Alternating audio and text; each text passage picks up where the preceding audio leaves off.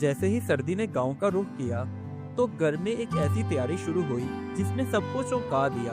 बज़ाहिर तो बात सिर्फ गर्म कपड़ों और मिट्टी के चूल्हे की थी, मगर तैयारी में छुपी हुई थी वो सच्चाई जिसने पूरे गांव की बुनियाद हिला दी। बहू तो सिर्फ अपनी जिम्मेदारियां निभा रही थी, मगर सास की आंखों में कुछ और ही चल रहा था।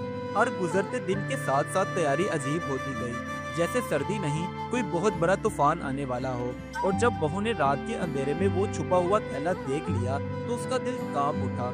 आखिर सास इतनी बेचैन क्यों थी? वो क्या राज था जो बरसों से दिल में दफन था?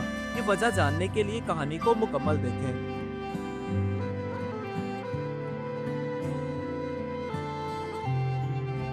गांव में सुबह की पहली ठंडी हवा चली तो सबको समझ आ गया कि सर्दी करीब है।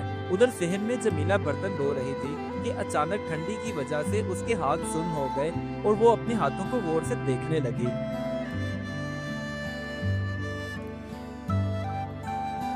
बर्तन धोने के बाद जमीला अभी सहन में झाड़ू लगा ही रही थी कि उसकी सास नजमा बेगम ने आवाज लगाई, जमीला सर्दी आ रही है, इसलिए आज से ही तैयारियां शुरू कर दो। और हाँ, एक और बात याद रखना, खाना भी अलग तरीके से पकेगा।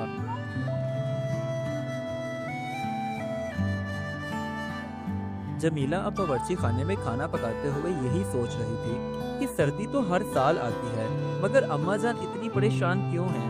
आखिर क्या बात है?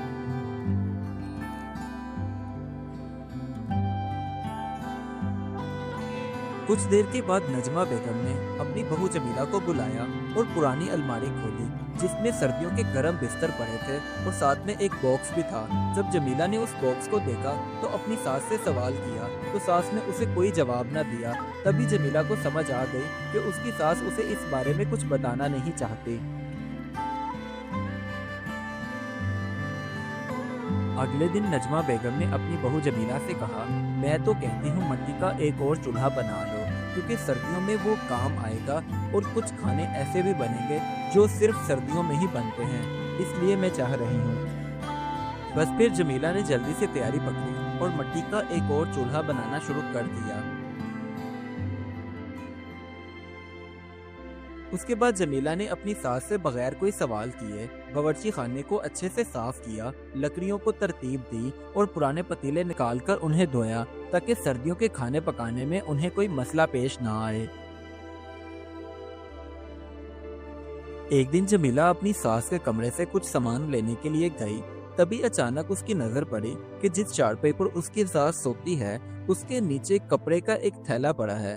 तभी अचानक उसे याद आया, हाँ, ये तो वही थैला है जिसे अक्सर अम्मा जान छुपा के रखती हैं। आखिर इसमें क्या हो सकता है?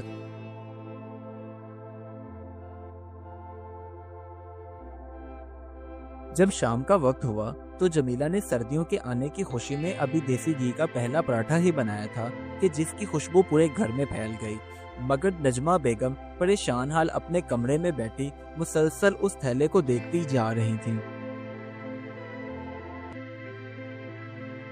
जब रात का वक्त हुआ तो जमीला बेगम चुपके से खिड़की के पास जाकर बैठ गई जैसे किसी का इंतजार हो। जमीला ने भी अपनी सास को दूर से देखा और सोच में पड़ गई, आखिर कोई बात तो है जो मुझसे छुपाई जा रही है।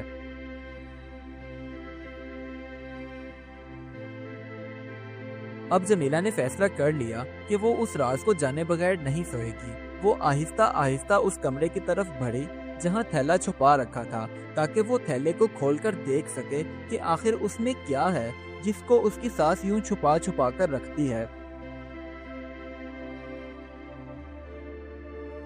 उस कमरे में दाखिल हो जाने के बाद जब जमीला ने उस थैले को खोला तो अंदर बच्चों के पुराने कपड़े, चादरें और कुछ खत थे। जमीला का दिल धक से रह गया। ये सब किसका था? ये खत किसके हो सकते हैं? ये कपड़े किसके हो सकते हैं? बस वो इस कश्मकश में वहीं बैठ गई।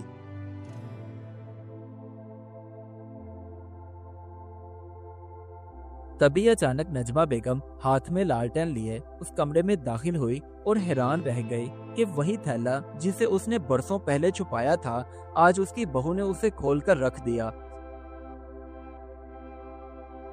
अब नजमा बेगम चाह कर भी सच को छुपा नहीं सकती थी, इसलिए उसने अपनी बहू को अपने पास बिठाया और कहने लगी, बेटी, ये तुम्हारे शोहर के नहीं, मेरे पहले बेटे की निशानियां हैं। वो सर्दियों में बीमार हुआ और इस दुनिया से हमेशा के लिए चला गया। इसलिए मैं डरती हूँ, जब भी सर्दियां आती हैं तो मुझे इस बात का खौफ होता है कि कहीं मुझे किसी और को अब खोना न पड़ जाए। सास की सारी दास्तान सुनने के बाद उसने बच्चों वाले वो कपड़े अपने सीने से लगाए और कहने लगी, अम्मा जान, आपने सब कुछ इतने सालों से अकेले झेला। अब मैं आपके साथ हूँ, इसलिए आपने कभी परेशान नहीं होना।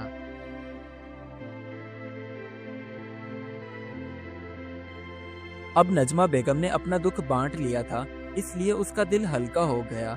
तो अगले दिन वो अपनी बहू के साथ बावर्ची खाने में गई और वहां जाकर सर्दियों के खाने बनाने लगी, क्योंकि अब उसे कोई डर नहीं था, साथ था उसके तो सिर्फ मोहब्बत का।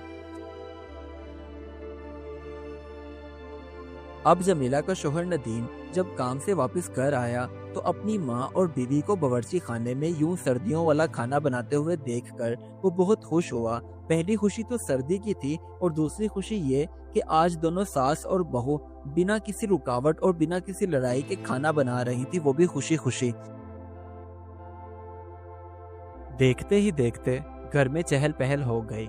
गर्मा गर्म खाने, मिलजुल कर काम, जैसे सर्दी ने घर में मोहब्बत भर दी हो।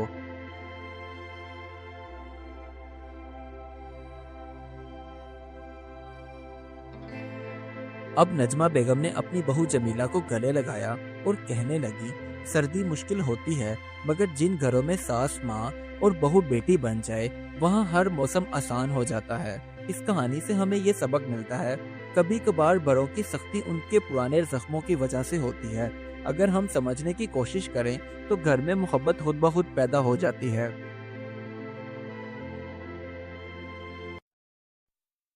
Do like my videos and don't forget to subscribe my YouTube channel. Also press the bell icon.